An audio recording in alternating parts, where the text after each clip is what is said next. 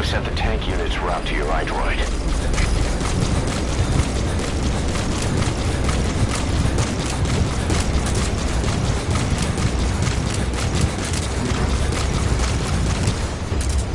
The tank unit has already reached the fort.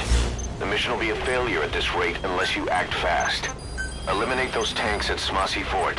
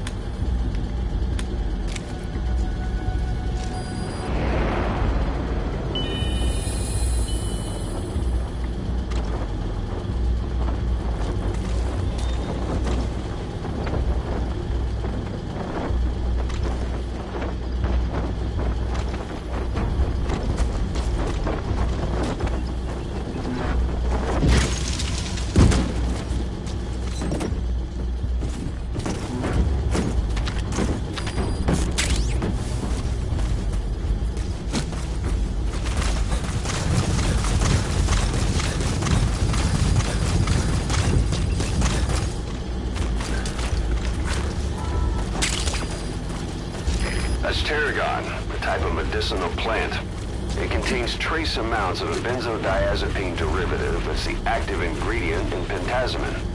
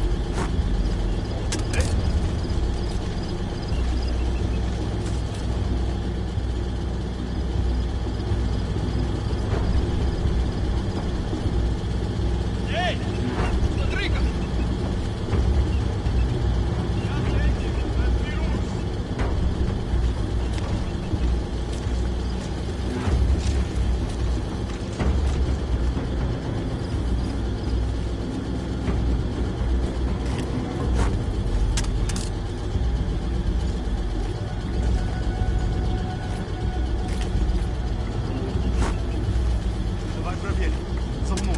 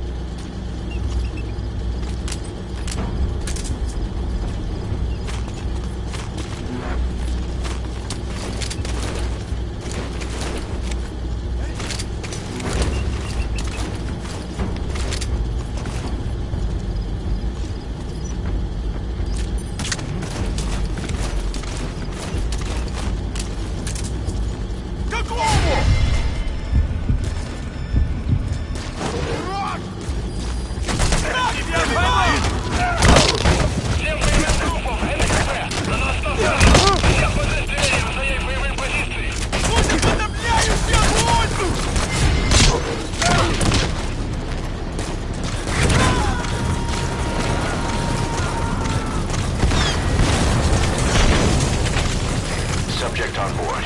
Leave the rest to us.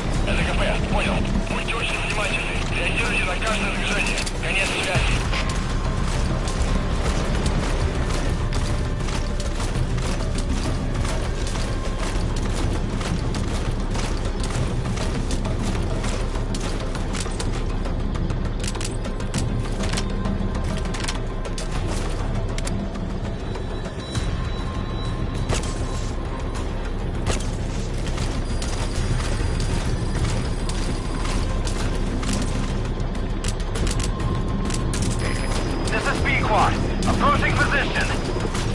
Вражеский вертолет!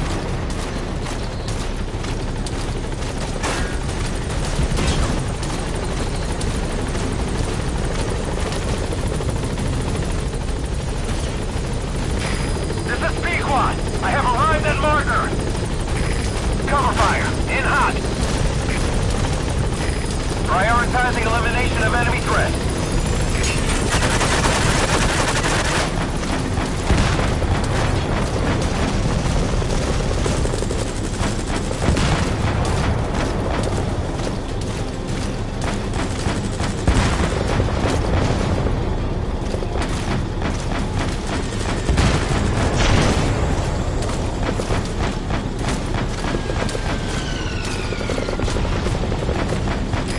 Prioritizing elimination of enemy threats.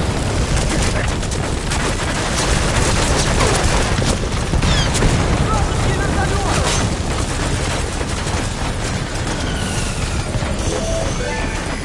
Prioritizing elimination of enemy threats. Nice work. Keep it up. Just one tank left.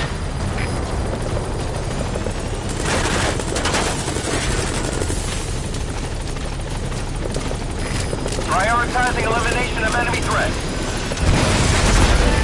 This is Pequod. Taking too Nice many. work. I gotta pull out. Good. You've completed the objective. Now get out of there. Exfiltrate out of the hot zone by chopper or on land.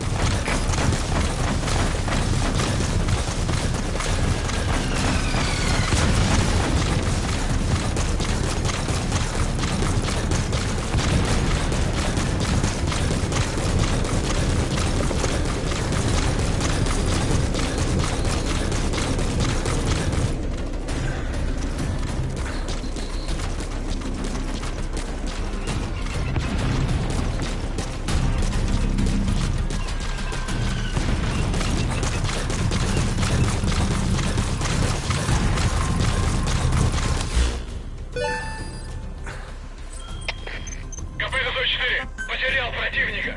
Ищу в последней точке соприкосновения. Прием. Это КП, понял. Обстреливайте сектор. Но осторожно. Конец связи. Roger.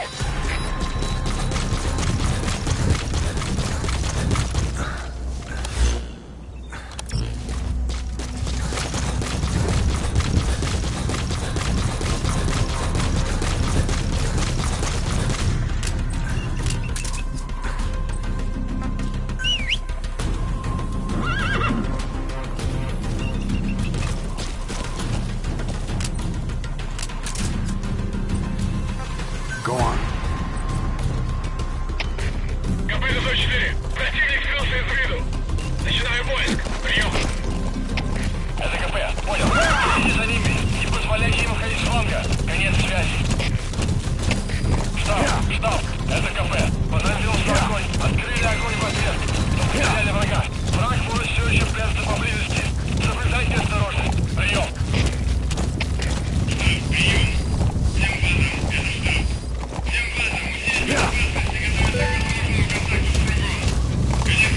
This is Pequod. Arriving shortly at LZ.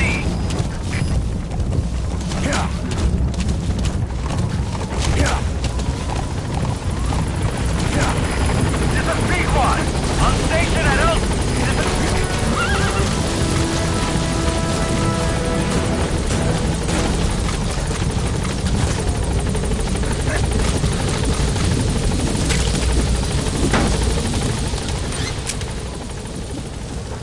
Gaining altitude.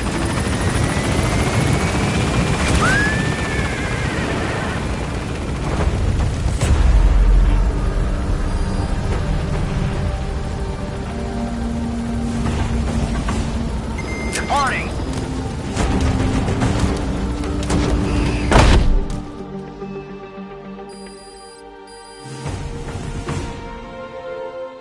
Mission complete. I guess it all worked out in the end.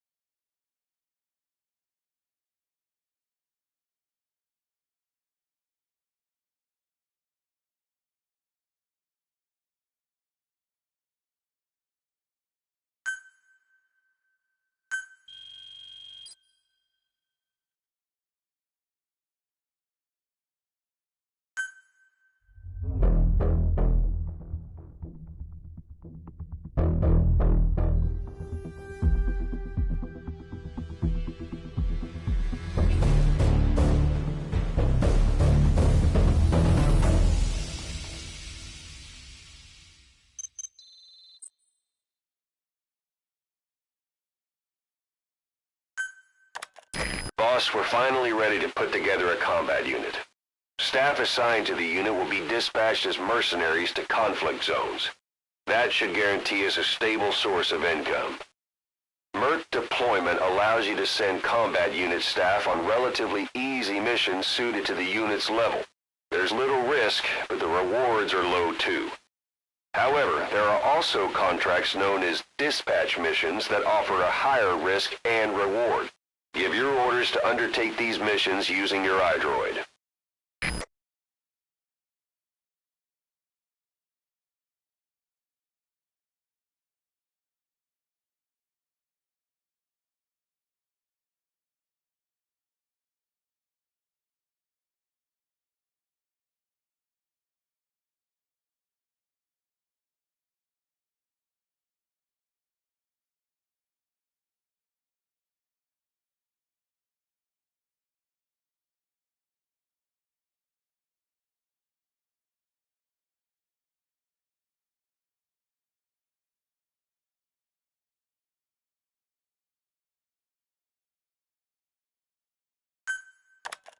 We've established a sickbay on the new medical platform.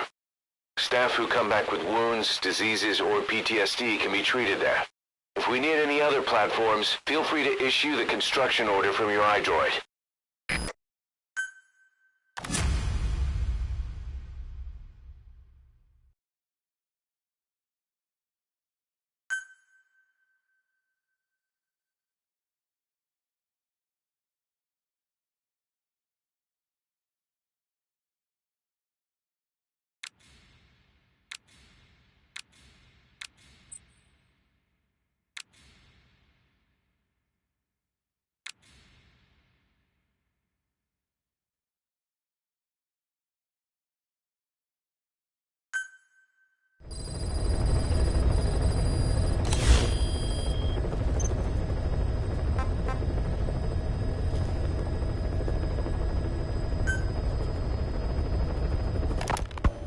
So SALT II still hasn't gone into effect.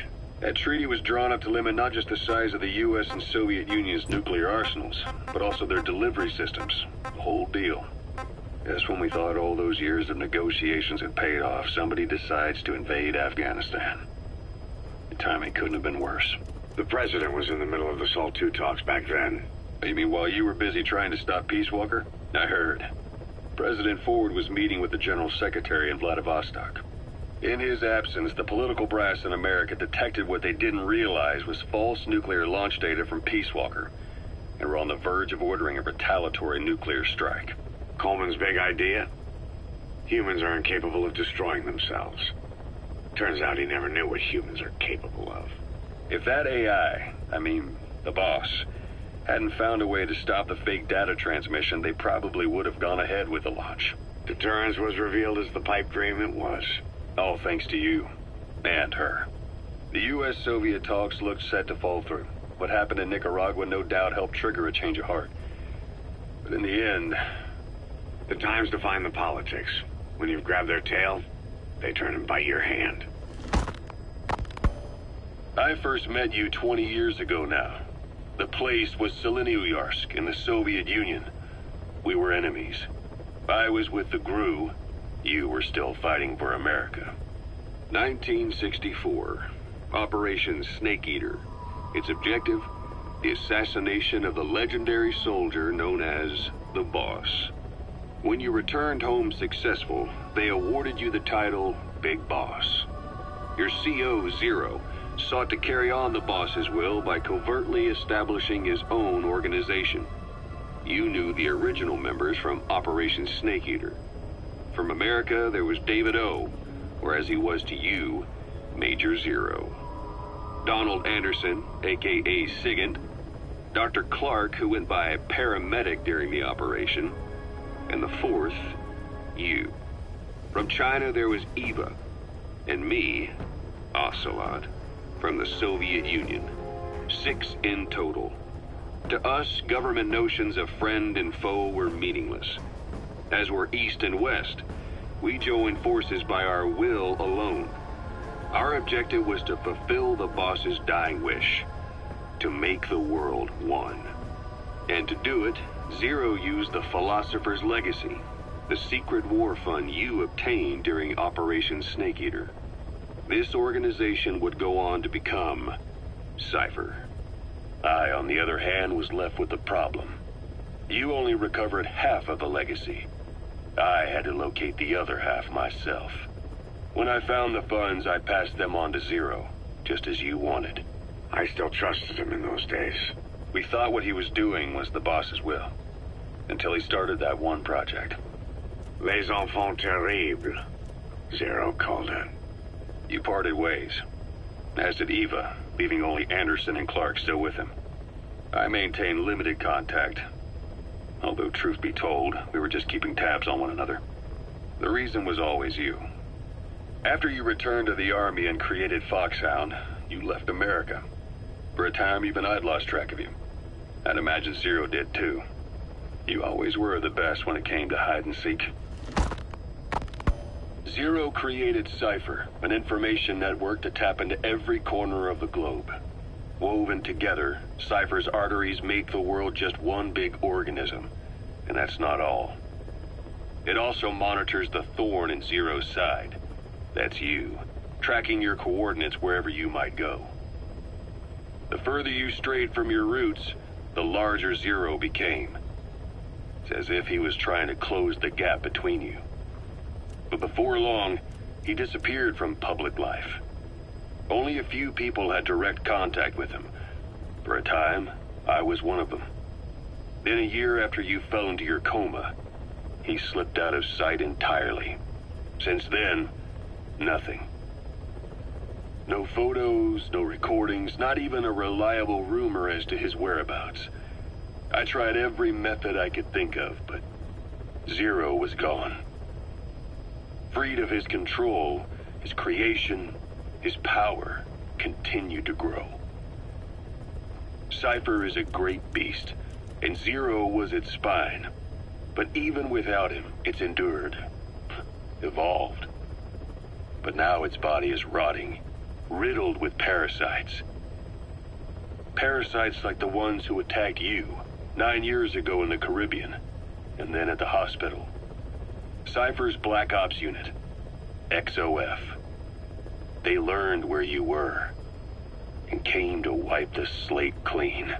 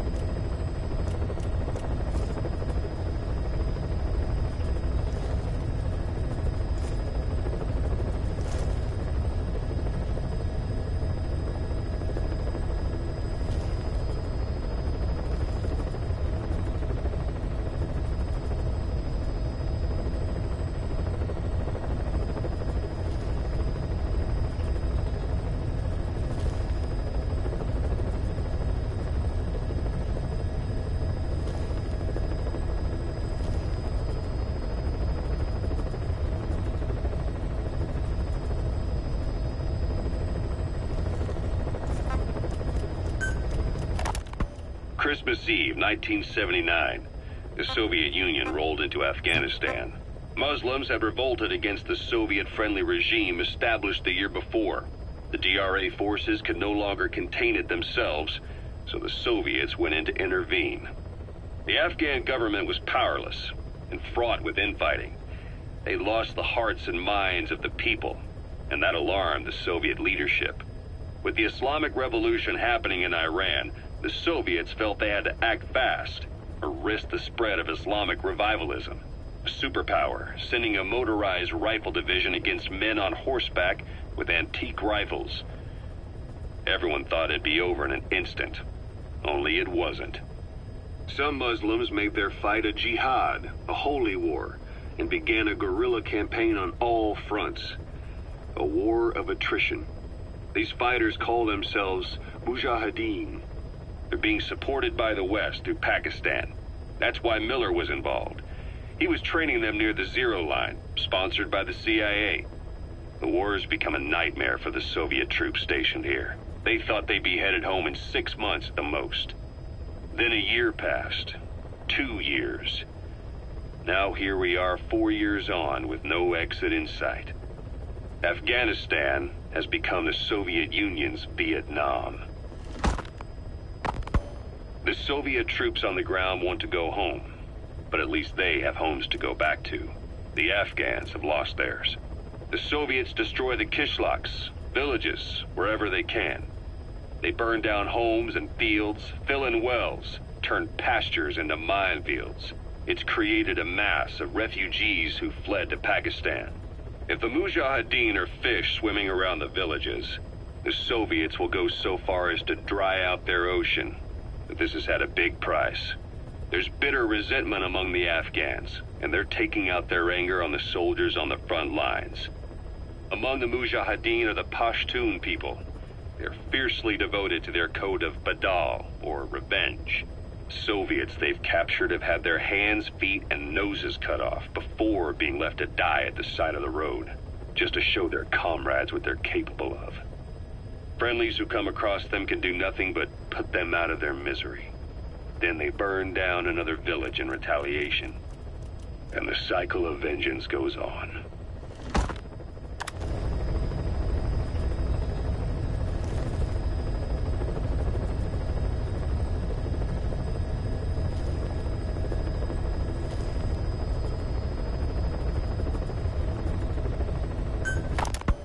This war, the Kremlin never expected to have this much trouble against the Mujahideen. Afghanistan is a tribal society. Tradition demands that its people stand up to any outsiders who set foot on their land. With the honor of their people at stake, they have everything to fight for. No matter how hard the Soviets hit them, they continue to appear out of nowhere, striking back, then vanishing again. But there's one thing even the Mujahideen fear. Every last one of them. The Soviet gunships. They're highly maneuverable and equipped with massive firepower. Plus, the underside of the fuselage is heavily armored. The Mujahideen can barely scratch them with their small arms. Anyone who hangs around gets mowed down by the gunship's heavy machine guns. This new honeybee weapon that was given to the Hamid fighters, it's no doubt something to help them strike back against the gunships, which makes it a weapon that could change the course of the war. Those guerrilla fighters known as Mujahideen don't actually belong to a single organization. Afghanistan is a multi-ethnic country. You've got the Pashtuns, the Tajiks, Uzbeks, Hazaras, and each of them is split into their own tribes, large and small. Each ethnicity has several rebel organizations that their various tribes gather under. They're united under the banner of jihad, but that doesn't mean they work like a single standing army. Just look at the area around Smasy Fort.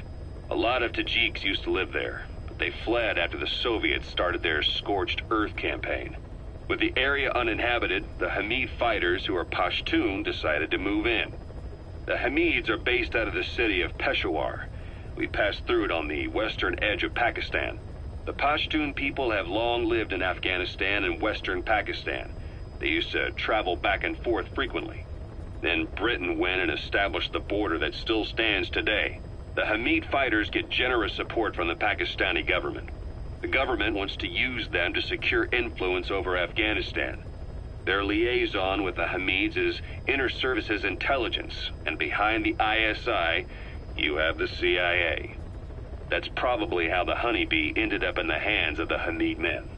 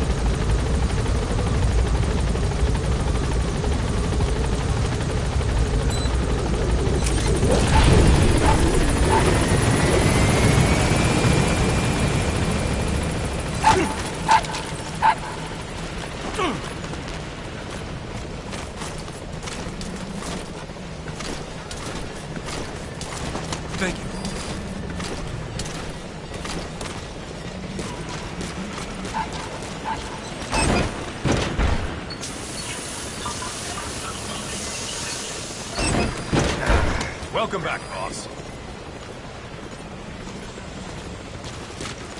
Boss, how about developing something?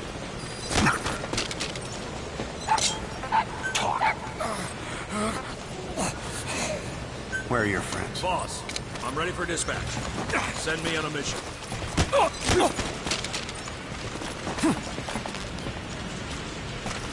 Thank you, boss.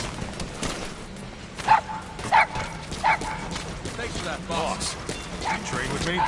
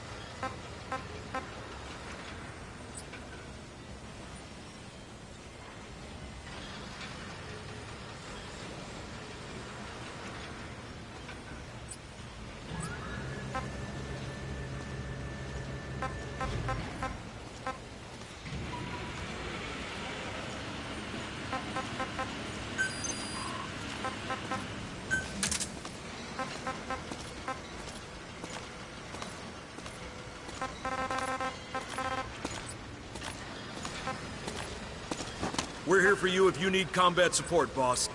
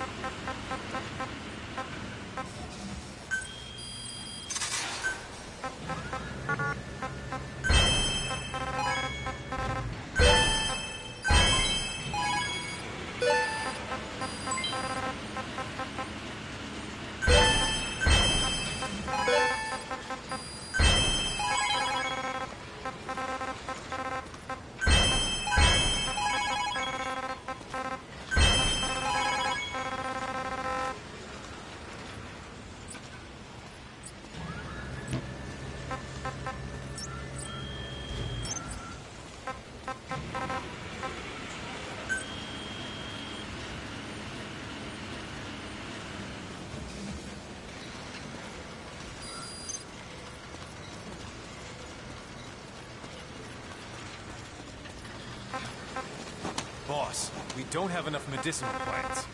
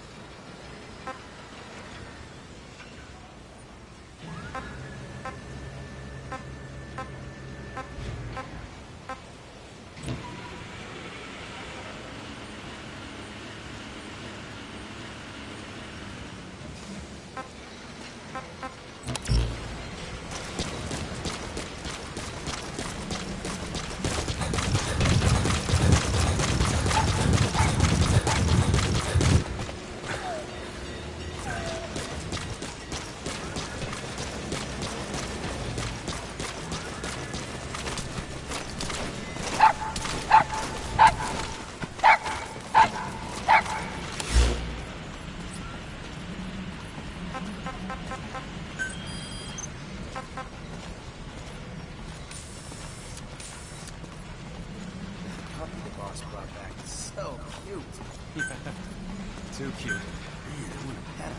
Yeah, just once. I want to touch his pop. Yeah, just... Wait, what? You don't want to touch him too? No, Roger.